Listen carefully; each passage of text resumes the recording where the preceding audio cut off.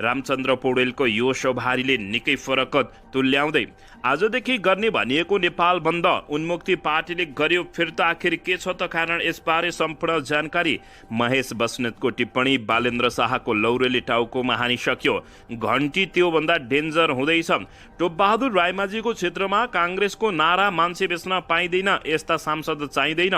नक्कली भुटानी शरणार्थी प्रकरणमा प्रहरीले आइतबार अनुसन्धान टुङ्ग्याउने। अस्ट्रेलिया पुगिन् भनिएकी मन्जु खाँड सांसदको बैठकमा उपस्थित, सबै झस्किए। नक्कली भुटानी शरणार्थी प्रकरणपछि 3 शीर्ष नेताहरू लगातार भेटिनुले आशंका उब्जाएको सबैको भनाई। नक्कली भुटानी शरणार्थी प्रकरणमा पक्राउ परेका 16 जना मध्ये 1 जना सक्कली शरणार्थी। ज्यान जीवन प्राण र कुनै पनि सपना नभएको नीति तथा कार्यक्रम भएको नेकपा एमालेको भनाई। माओवादीले राज्यमाथि खुलेआम लुट र डकौती गरेकै हो भन्दै एमालेको घोषणा। हिरासतको झ्यालबाट काङ्ग्रेसका नेतासँग पूर्व गृहमन्त्री बालकृष्ण खाँडको संवाद के भयो त यसबारे सम्पूर्ण जानकारी। ग्राहकहरूको 1.5 करोड भन्दा बढी ठगीमा एभरेस्ट बैंकका कर्मचारीको मिलुमत्तो, म्यानेजर सहित 9 जना पक्राउ। नीति तथा कार्यक्रम भन्दा राष्ट्रपतिको सभारी स्वास्थ्य र सम्बोधनको चर्चा भएको नेकपा एमालेका नेता शङ्कर पोखरेलको दावी। प्रधानमन्त्रीको भारत भ्रमणलाई लक्षित गरेर परराष्ट्रले थाल्यो छलफल। बैंक खाता खोल्न सवारी लाइसेन्स लिन लालपुर्जा जारी गर्दा राष्ट्रिय परिचय पत्र आवश्यक। नीति तथा कार्यक्रम आशलाग्दो तर कार्यान्वयनमा आशंका भएको डाक्टर तोसीमा कार्कीको भनाई। कीर्तिपुर र मुलपानी क्रिकेट मैदान 2 वर्षभित्र अन्तर्राष्ट्रिय प्रतियोगिता गराइने सरकारको घोषणा। र हेटौडा कपडा गोरखकाली टायर र बुटवल धागो कारखाना सञ्चालनमा ल्याउने सरकारले गर्यो निकै कडा घोषणा। हिउँदमा 30 वर्षमा 50 युनिटसम्मको बिजुली निशुल्क। अब हेर्नुहोस् पुरा समाचार।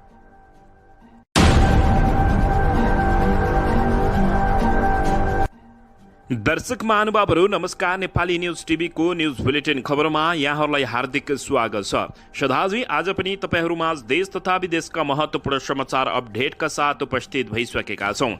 दर्शक महानुभावहरू हामीलाई तपाईहरूले कहाँदेखि हेर्दै हुनुहुन्छ नेपाल भाइ जिल्ला र ठाउँको नाम लेख्नुहोला। यदि विदेशमा हुनुहुन्छ भने आफू रहेको देशको नाम पनि लेख्न नभुल्नुहोला र हाम्रो च्यानल नेपाली न्युज टिभीलाई अहिलेसम्म पनि सब्स्क्राइब गर्नुभएको छैन भने सब्स्क्राइब गर्नुहोला, साथै सँगै रहेको बेल आइकनलाई दबाउनु पनि नभुल्नुहोला। आउनुहोस् दर्शक महानुभावहरू आजको पहिलो तथा विशेष खबरतर्फ लागौं। दर्शकबिन राष्ट्रपति रामचन्द्र पौडेलले हिज संघीय सदनमा सरकारको नीति तथा कार्यक्रम प्रस्तुत गरेका छन्। प्रतिनिधि सभा र राष्ट्रिय सभाको संयुक्त बैठकमा उनले प्रस्तुत गरेको नीति तथा कार्यक्रमलाई यति बेला निकै चर्चाको रूपमा हेरिएको छ। दर्शक महानुभावहरू अन्ततः सरकारले चालू आर्थिक वर्षकै कार्यक्रमलाई निरन्तरता दिई आगामी वर्षको नीति निर्धारण गरेको छ। स्रोत अभावमा बजेटको सिलिङ घटाएको सरकारले अधिकांश कार्यक्रमलाई निरन्तरता दिएको छ। चालू खर्च घटाउन सरकारी केही सस्ता गाम्ने योजना ल्याइए पनि ठोस योजना भने ल्याएको छैन। अघिल्लो वर्ष घोषणा भएको राइडिङ सेवालाई कानुनी दायरामा ल्याउने, रेल मेट्रो रेल सञ्चालन गर्ने, जल यातायात सञ्चालन गर्ने कार्यक्रम नै अगाडि सारेको छ। सरकारले राजनीतिक कार्यक्रम अन्तर्गत उच्च पदस्थ व्यक्तिहरूको सम्पत्ति छानबिन गर्ने, विदेशमा रहेका नागरिकहरूलाई भोटिङको व्यवस्था गर्ने, नागरिकता सम्बन्धी समस्या छिटो सम्बोधन गर्ने जस्ता विषय उल्लेख गरेको छ। सार्वजनिक सेवा प्रवाहका क्षेत्रलाई अनलाइनबाट गर्ने, राहदानी लाइसेन्स, विद्यार्थी विदेश अध्ययन गर्न जाँदा नो अब्जेक्सन लेटरलाई सहज गर्ने जनाएको छ। राष्ट्रिय परिचय पत्र वितरण दर्ता स्थानीय तहबाटै गर्ने व्यवस्था मिलाउने र 3 वर्षभित्र जग्गाधनी प्रमाण पूर्जा, बैंक खाता, स्थायी लेखा नम्बर र सवारी चालक अनुमति पत्र जारी गर्दा अनिवार्य रूपमा राष्ट्रिय परिचय पत्र नम्बर उल्लेख गर्नुपर्ने बताइएको छ। पूर्वाधारमा पूर्व पश्चिम राजमार्गको विस्तार, दुर्गमार्गमा विस्तार 2083 सम्म सम्पन्न गर्ने, सुरुङ फ्लाइओभर जस्ता पूर्वाधारलाई प्राथमिकता दिने सरकारले जनाएको छ। पर्यटन क्षेत्रमा नयाँ हिमाल आरोहण खुल्ला गर्ने, नयाँ पर्यटकीय गन्तव्यको पहिचान, सांस्कृतिक र धार्मिक क्षेत्रलाई सफा र विदेशी पर्यटक आकर्षण गर्ने कार्यक्रम समेत सरकारले समेटेको छ। 2 वर्षभित्र 5 लाख आन्तरिक रोजगारी सृजना गर्न, निजी क्षेत्रसँग सहकारी गर्ने, विभिन्न मुलुकहरूसँग श्रम सम्झौता, पुनर्वलोकनका साथै नयाँ श्रम गन्तव्य मुलुकको पहिचान गरिने समेत सरकारले दोहोऱ्याएको छ। खेलकुदमा 2 वर्षभित्र कीर्तिपुर र मुलपानी क्रिकेट रङ्गशालाको स्तर उन्नति र अन्तर्राष्ट्रिय प्रतियोगिता गर्ने चितवनको भरतपुर कैलालीको फाप्ला बैतडीको दशरथ चन्द्र र मोरङको विराटनगर क्रिकेट रङ्गशालाको पूर्वाधार निर्माण अगाडि बढाउने समेत सरकारले जानकारी दिएको छ। सरकारले उच्च पदस्थ व्यक्तिहरूको सम्पत्ति पनि छानबिन गर्ने भएपछि यति बेला जताततै त्यसको चर्चा चलेको छ। दर्शकबिन यसैबीच सरकारले हेटौडा कपडा उद्योग, गोरखकाली टायर कारखाना र बुटोल उद्योग धागो उद्योग सञ्चालनमा ल्याउने बताएको छ। शुक्रबार संघीय सदनमा प्रस्तुत सरकारको नीति तथा कार्यक्रममा सो विषय उल्लेख गरिएको हो। लामो समयदेखि बन्द रहेका उद्योग खारेजी सञ्चालनमा एकीकरणमा आवश्यक व्यवस्थापनको विषयमा अध्ययन गर्न एक उच्चस्तरीय अनुगमन समिति गठन गरिने समेत सरकारले बताएको छ। साथै औद्योगिक क्षेत्रमा वैदेशिक लगानी भित्र आउनका लागि विदेशी कूटनीतिक नियोगको सक्रियता बढाइने समेत सरकारले जानकारी दिएको छ। दर्शक महानुभावहरू, यसैबीच सरकारले नीति तथा कार्यक्रममा 30 हिउँदमा 30 र वर्षमा 50 युनिटसम्मको बिजुली सरकारले जनताहरूलाई सित्तैमा दिने बताएको छ। सरकारले न्यूनतम विद्युत खपत गर्नेलाई निशुल्क विद्युत दिने घोषणा गरेको हो। आगामी आर्थिक वर्ष 2080-81 को नीति तथा कार्यक्रम संसदमा पेश गर्दै राष्ट्रपति रामचन्द्र पौडेलले हिउँदमा 30 युनिट र वर्षयाममा 50 युनिटसम्मको बिजुली निशुल्क दिने घोषणा गरेको छ। सरकारको विद्युतको खपतलाई बढोत्तरी गर्ने घोषणा गरेको हो। खाना पकाउने ग्यासलाई प्रतिस्थापन गर्दै बिजुलीको खपतलाई बढाउने नीति तथा कार्यक्रम अगाडि सरकारले सारेको छ। विद्युत निर्यातका लागि अन्तर्राष्ट्रिय पूर्वाधारको निर्माणमा जोड दिने समेत सरकारले घोषणा गरेको हो। दर्शकबिन, यसैबीच राष्ट्रपति रामचन्द्र पौडेलको यति बेला सवारीलाई लिएर निकै चर्चा भएको छ। तत्कालीन राष्ट्रपति विद्यादेवी भण्डारीले सदनमा सम्बोधन गर्न आउँदा शीतल निवासदेखि नयाँ बानेश्वरसम्म सडक खाली गरिन्थ्यो। राजाको शैलीमा उनी हिँड्ने गरेकी थिइन्। फर्किने क्रममा समेत सडक खाली गराइन्थ्यो। सर्वसाधारण घण्टौं जाममा बस्नुपर्ने बाध्यतामा रहेका थिए।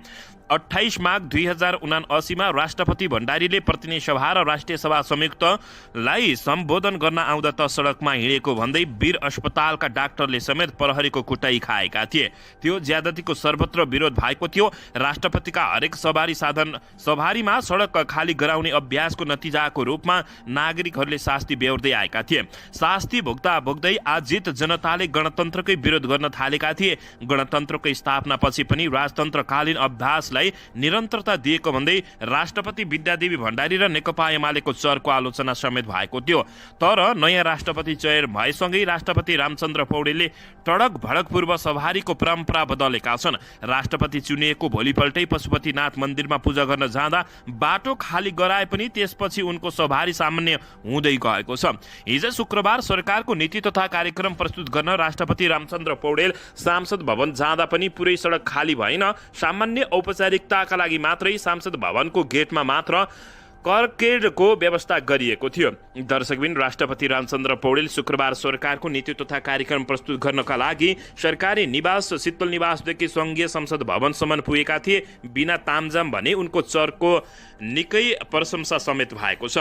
विगतका राष्ट्रपतिहरूको सवारीको नकारात्मक नतिजालाई तोड्दै पौडेलले सामान्य सवारी गरेका छन्। विगतमा राष्ट्रपतिको सवारी हुँदा आगमनले घण्टौँसम्म कुर्नुपर्ने परिपाटी बनेको थियो। तर पौडेलले सामान्य रूपमै सांसद भवन नयाँ बानेश्वर पुगेका हुन्। यसअघि राष्ट्रपति रामचन्द्र पौडेल ललितपुरमा जात्रामा जाँदा समेत बाटो खाली गराएनन्। यसअघिकी राष्ट्रपति विद्यादेवी भण्डारी सामान्य कार्यक्रममा जाँदा आउँदा समेत घण्टौँसम्म सडक खाली गराएर सर्वसाधारणलाई हिँडडुल गर्न समेत रोक लगाउँदै आएकी थिइन्। दर्शकबिन, यसैबीच आउनुहोस् अर्को समाचारतर्फ लागौँ। नागरिक उन्मुक्ति पार्टी नाउपाले आज जेठ 6 गतेदेखि 10 गतेसम्म गर्ने भनेको नेपाल बन्द घोषणा कार्यक्रम फिर्ता लिएको छ। पार्टीका वरिष्ठ उपाध्यक्ष दामोदर पण्डितले शुक्रबार एक विज्ञप्ति जारी गर्दै प्रधानमन्त्री पुष्पकमल दाहाल प्रचण्डले सांसदमा लाल आयोगको प्रतिवेदन सार्वजनिक गरिने र फौजदारी विधेयक सांसदमा टेबल भइसकेको जानकारी दिएको भन्दै पार्टीले जेठ 6 गतेदेखि गर्न लागेको सबै बन्दका कार्यक्रम फिर्ता लिएको घोषणा गरेका छन्।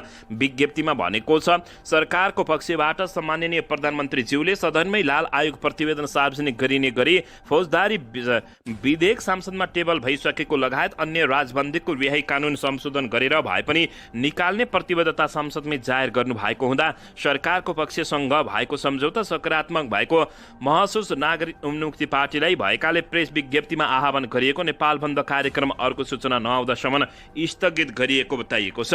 दर्शक महानुभावहरू, अन्ततः आजदेखि गर्ने भनिएको नेपाल बन्द उन्मुक्ति पार्टीले फिर्ता गरेको छ।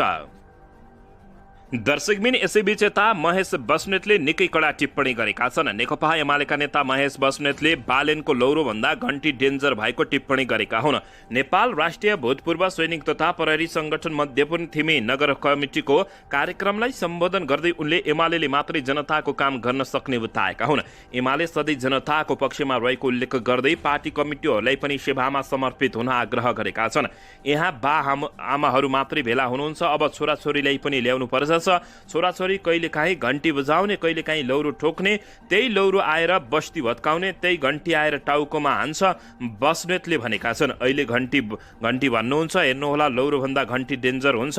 उनले भने तपाईँका छोराछोरी पनि घण्टी भनेर हिँडिरहेका छन् होला, यहाँ अहिले लौरो हाल्छन्, बालेनले हाल्छन् भनिराख्नु भएको छ नि, त्यसैले घण्टी झन् डेन्जर भएर आउँछ, रोक्नुहोला। उनले सुकुम्बासी बस्ती हटाउने नभएर व्यवस्थित गर्नुपर्ने बताएका छन्। महेश बस्नेतले टिप्पणी गर्दै बालेन शाहको लौरोले टाउकोमा हानिसक्यो, अब घण्टी त्योभन्दा डेन्जर हुने समेत भन्दै बताएका छन्। दर्शकबिन, यसैबीच यता फरार भएर अस्ट्रेलिया पुगिन् भनिएकी मन्जु खाँड सांसदको बैठकमा उपस्थित भएकी छिन्। सत्तारूढ दल नेपाली काङ्ग्रेसकी सांसद मन्जु खाँड सांसदको बैठकमा उपस्थित भएकी छिन्। नक्कली भुटानी शरणार्थी प्रकरणमा पूर्व गृहमन्त्री समेत रहेका श्रीमान बालकृष्ण खाँड पक्राउ परेपछि उनी सार्वजनिक सम्पर्कबाट बाहिर रहेकी थिइन्। शुक्रबारको संघीय संसदको संयुक्त बैठकमा भने उनी उपस्थित रहेको देखिएको छ। खाँडमाथि पनि नक्कली भुटानी शरणार्थी प्रकरणमा 6 करोड लिएको आरोप रहेको छ। सामाजिक सञ्जालमा उक्त अडियो बाहिरिएको हो, तर यसको सत्यता पुष्टि भएको छैन।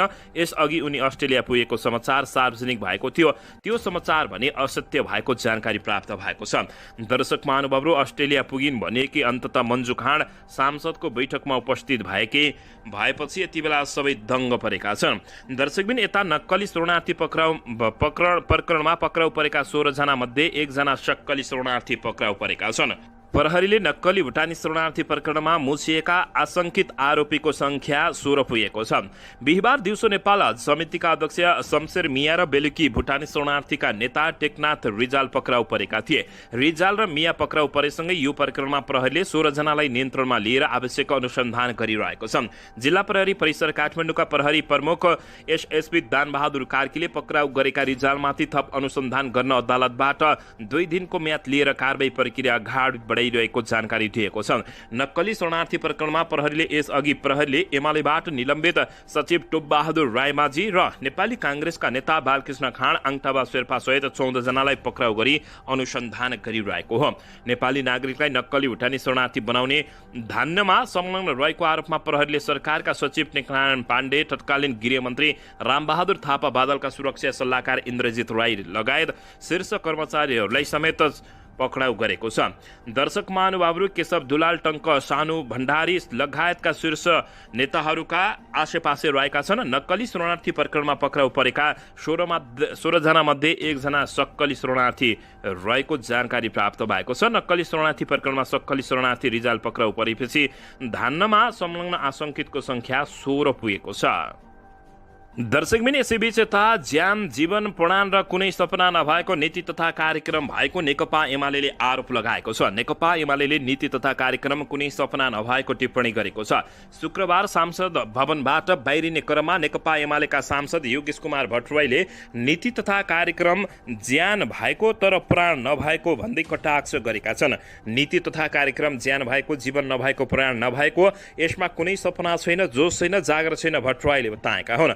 मुलुकले भोगिरहेका समस्या समाधान गर्ने ठोस उपाय र प्रस्ताव नआएको उनको भनाइरहेको छ। आजका आर्थिक सामाजिक चुनौती समाधान गर्ने प्रस्ताव नराखिएको भट्टराईले बताएका हुन्। त्यस्तै सांसद रघुजी पन्तले पनि नीति तथा कार्यक्रमले यस्ता स्थितिलाई नै निरन्तरता दिने बताएका छन्।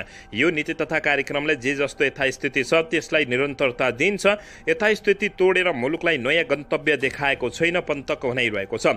पन्तले औद्योगिकरण, कृषिको संरक्षण र राष्ट्रिय पुँजीको विकासमा जोड दिनुपर्ने भन्दै अभावको अभाव रहेको औलाएका छन्। सरकारको नीति तथा कार्यक्रममा राष्ट्रपति रामचन्द्र पौडेलले शुक्रबार संघीय सदनको दुवै सदनको संयुक्त बैठकमा भाषण गरेर सुनाएका थिए। दर्शकबिन यसैबीच यता नेकपा माओवादी केन्द्रले राज्यमाथि खुलेआम लुट र डकौटी गरेको नेकपा एमाले आरोप लगाएको छ। नेकपा एमालेका महासचिव शङ्कर पोखरेलले माओवादीले राज्यमाथि खुलेआम लुट डकौटी गरेको आरोप लगाएका हुन्। उनले सामाजिक सञ्जालमा स्ट्याटस लेख्दै खुलेआम लुट र डकौटी गरेकालाई माओवादीहरूले भ्रष्टाचार गरेको भन्न मिल्छ र भन्ने प्रश्न गरेका छन् भन्ने लागिरहेको होला भन्दै आशंका व्यक्त गरेका छन्। हो नि लुकेर गरेको भए पो भ्रष्टाचार अनियमितता हुन्थ्यो, त्यो राज्यमाथिको खुलेआम लुट थियो, डकौटी रहेको थियो। अनि माओवादीका सुप्रिमोहरूलाई तपाईहरूको पनि होला खुलेआम लुट र डकौटीलाई भ्रष्टाचार भन्न मिल्छ र उनले प्रश्न गर्दै लेखेका छन्। यी सब हुँदाहुँदै पनि नेपाली जनताले शान्तिका नाममा सबै कुरालाई आजसम्म सहँदै आएको कुरा नै सत्य भएको उनले टिप्पणी गरेका छन्। दर्शकबिन पछिल्लो समय नेपालमा भ्रष्टाचार लुटतन्त्र दिनानुदिन बढ्दै गएको छ। यसैबीच ग्राहकको 1.5 करोड भन्दा बढी ठगीमा एभरेस्ट बैंकका कर्मचारीको मिलोमत्तो भएको खुलासा भएको छ। म्यानेजर सहित 9 जना पक्राउ परेका हुन्। धरानमा एभरेस्ट बैंक इटहरी शाखाबाट ग्राहकहरूको 1.5 करोड भन्दा बढी रुपियाँ ठगी गर्ने म्यानेजर सहित 9 जना कर्मचारीलाई सुनसरी प्रहरीले पक्राउ गरेको छ। ग्राहकको रकम ठगी गर्ने कार्यमा संलग्न भएको आरोपमा एभरेस्ट बैंक इटहरीका शाखा प्रमुख म्यानेजर सिन्धुपाल्चु घर भएका विश्वराज साक्य सहित कर्मचारीहरूलाई पक्राउ गरिएको जिल्ला प्रहरी कार्यालय सुनसरीका डीएसपी राजकुमार राईले बताएका छन्। एभरेस्ट बैंकको इटहरी शाखाबाट विभिन्न 33 जना ग्राहकहरूको बैंक खाताबाट 1,50,23,434 रुपियाँ रकम ठगी गरेको पाइएकाले उनीहरूलाई पक्राउ गरिएको डीएसपी राईले बताएका छन्। पक्राउ पर्नेमा बैंकका अपरेसन इन्चार्ज विराटनगरका निरज प्रधान, काठमाडौँ घर भएका सुपरभाइजर धाबा लामा, कनिष्ठ सहायकहरू भोजपुरका मनोज घिमिरे, इटहरीका देवराज घिमिरे, रञ्जित पण्डित र टेलर पवित्रा कटवाल रहेका छन्। त्यस्तै रकम ठगी गर्ने गिरोहमा संलग्न धनुषाका शङ्कर भुजेल र भक्तपुरका अजय खिस्याउलाई पक्राउ गरिएको डीएसपीले बताएका छन्। दर्शकबिन यसैबीच यता प्रधानमन्त्री पुष्पकमल दाहाल प्रचण्डको आगामी भारत भ्रमणलाई लक्षित गरेर परराष्ट्र मन्त्री एनपी साउदले छलफललाई तीव्रता पारेका छन्। जेठको तेस्रो सातामा हुने भनिएको प्रधानमन्त्रीको भारत भ्रमणलाई लक्षित गरेर उनले पूर्व परराष्ट्र मन्त्रीहरूसँग, पूर्व राजदूतहरूसँग र पूर्व सचिवहरूसँग छलफललाई तीव्रता पारेका छन्। परराष्ट्र मन्त्री साउदले शुक्रबार मात्र प्रधानमन्त्री प्रचण्डको भ्रमणका विषयमा पूर्व परराष्ट्र मन्त्रीहरूसँग छलफल गरेका छन्। परराष्ट्र मन्त्रालयमा भएको छलफलमा पूर्व परराष्ट्र मन्त्रीहरू सुजाता कोइराला, रघुवीर महासेठ, डाक्टर प्रकाश लोहनी र डाक्टर भेषबहादुर थापा सहभागी भएका छन्। पूर्व परराष्ट्र मन्त्रीहरूसँग प्रधानमन्त्रीको भारत भ्रमणका क्रममा नेपालको तर्फबाट उठाउनुपर्ने विषयका बारेमा छलफल गरिएको परराष्ट्र मन्त्री साउदले जानकारी दिएका छन्। उनले व्यापार, वाणिज्य, जलस्रोत, सीमा प्रवाहन, पर्यटन तथा सांस्कृतिक सम्बन्धसँगै जनस्तरको सम्बन्धबारे पनि छलफल भएको बताएका छन्। यसअघि बिहिबार उनले पूर्व राजदूत र पूर्व सचिवहरूसँग छलफल गरेका थिए। बिहिबारको छलफलमा पूर्व राजदूत द्वय डाक्टर लोकराज बराल, डाक्टर दिनेश भट्टराई तथा पूर्व सचिवहरू दुर्गा भट्टराई, मधुरणम आचार्य, मदन भट्टराईसँग छलफल गरिएको मन्त्री साउदका स्वकीय सचिव दीपक जोशीले जानकारी दिएका छन्। दर्शकबिन यसैबीच यता नीति तथा कार्यक्रम आशलाग्दो तर कार्यान्वयनमा आशंका भएको डाक्टर तोसीमा कार्कीले बताएका छन्। राष्ट्रिय स्वतन्त्र पार्टी रासपाकी सांसद डाक्टर तोसीमा कार्कीले सरकारको नीति तथा कार्यक्रम आशलाग्दो रहेको प्रतिक्रिया दिएका छन्। तर कार्यान्वयनमा आशंका रहेको उनको भनाइरहेको छ। हामी जस्तो रचनात्मक प्रतिपक्ष भएको समय छ, अब हेरौँ यसपटक कार्यान्वयन हुन्छ कि सांसद भवनबाट बाहिरिने क्रममा डाक्टर तोसीमा कार्कीले बताएकी हुन्। नीति तथा कार्यक्रम आशलाग्दो छ तर कार्यान्वयन हुनेमा आशंका रहेको उनले बताएका छिन्। दर्शकबिन यसैबीच यता भने बैंक खाता खोल्न, सवारी लाइसेन्स लिन लाल पूर्जा जारी गर्दा राष्ट्रिय परिचय पत्र अनिवार्य हुने भएको छ। सरकारले राष्ट्रिय परिचय पत्र लिन थप कसिलो व्यवस्था घोषणा गरेको छ।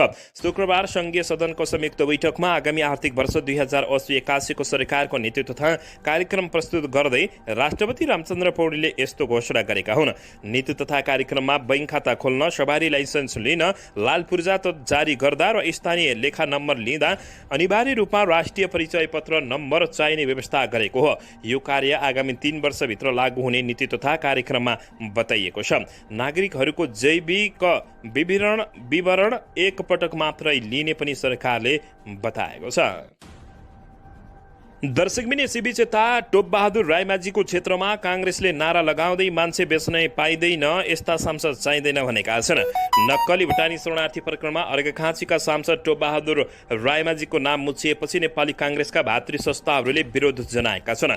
उनीहरूले भ्रष्टाचार विरुद्ध विरोध सभा गरेका हुन्। मान्छे बेच्न पाइँदैन, यस्ता सांसद चाहिँदैन भन्दै ठुला माछा छोपिदेऊ, जेलभित्र कोचिदेऊ, अर्घाखाँचीको बदनाम गर्न कसैलाई छुट छैन जस्ता पेलेकार्ड बोकेर उनीहरूले सन्धिखर्क बजार परिक्रमा गरेका थिए। काङ्ग्रेस लुम्बिनी प्रदेश सहमहामन्त्री विष्णु मुस्कानले जिल्लाको सांसद मान्छे बेच्ने जस्तो आरोप आपराधिक कार्यमा संलग्न रहेको भन्दै जिल्लाको शिर झुकेको बताएका छन्। सांसदले कुन दलको प्रतिनिधित्व गर्छ भन्ने गौण कुरा गरे भएको भन्दै उनले समग्र जिल्लाको बेइज्जत भएको समेत बताएका छन्। उपप्रधानमन्त्री भइसकेका व्यक्तिहरूको कृत्य काम र भ्रष्टाचारमा मुछिनु दुःखद भएको भन्दै उनीहरूले जनताको विश्वासमाथि घात र ठुलो बेइमानी भएको समेत बताएका छन्। दर्शक महानुभाव यसबारे तपाईँहरूले के भन्न चाहनुहुन्छ? मनमा लागेको प्रतिक्रिया दिन नभुल्नुहोला। टोपबहादुर रायमाझी लगायतका नेताहरूलाई कस्तो सजाय हुनुपर्छ? दर्शकबिन नक्कली शरणार्थी प्रकरणमा प्रहरीले आइतबार अनुसन्धान टुङ्ग्याउने तयारी गरेको बुझिएको छ। नेपाली नागरिकलाई राज्य संयन्त्रकै मिलोमत्तमा भुटानी शरणार्थी बनाएर विदेश लैजाने भन्दै गरेको भएको सङ्गठित ठगी मुद्दाको अनुसन्धान प्रहरीले आइतबार मात्र टुङ्गाउने भएको छ। बयान नै नसकिएपछि अनुसन्धान लम्बिएको हो। 16 जना पक्राउ परेकामा 2 जनाको बयान हुन सकेको छैन। बिहिबार पक्राउ परेका भुटानी शरणार्थी टेकनाथ रिजाल र गृह मन्त्रालय अन्तर्गतको हज समितिका अध्यक्ष शमशेर मियाको शुक्रबार बयान भएन भने 3 वर्षसम्म प्रहरीले उनीहरूलाई बयानका लागि ल्याएन। अब शनिबार बयान गर्ने छलफल भएको जानकारी प्राप्त भएको छ। जिल्ला सरकारी वकिल कार्यालय काठमाडौँका प्रमुख सहन्यायाधिवक्ता चितमणि नेउपानेले यस्तो जानकारी दिएका हुन्।